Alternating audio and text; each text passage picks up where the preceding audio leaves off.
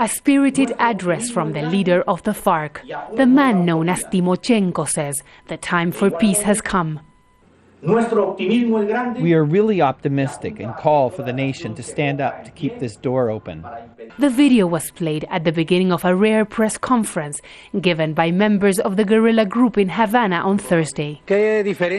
Afterwards, they took questions for the first time in years.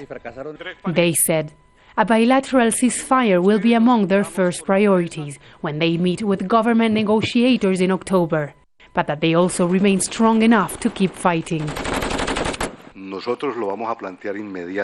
We are going to raise the possibility of a ceasefire as soon as we sit down at the table.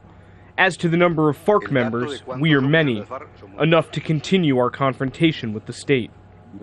President Juan Manuel Santos has insisted that military operations against the group will continue. I have asked the military operations be intensified, that there will be no ceasefire of any kind. We won't cede anything at all until we reach the final agreement.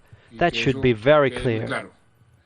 On Tuesday, a top rebel commander was among those killed in an airstrike near the country's northeastern border with Venezuela.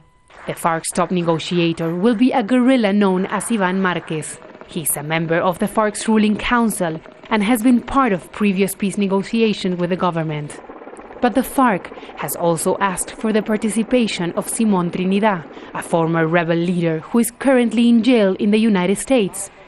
President Santos says the group needs to be realistic in its demands. The first time the FARC are sending their chiefs to negotiate. Several members of the Secretariat were chosen so all the FARC sectors will be represented. Now they will have to sit down and deal with different issues. The government and the FARC have set up a framework for talks that include land ownership, the rights of the victims, and drug trafficking. But the main challenge for the negotiators will be how to reintegrate thousands of FARC fighters into civil society while satisfying the public demand that they be held accountable for their crimes. Teresa, Al Jazeera, Bogota.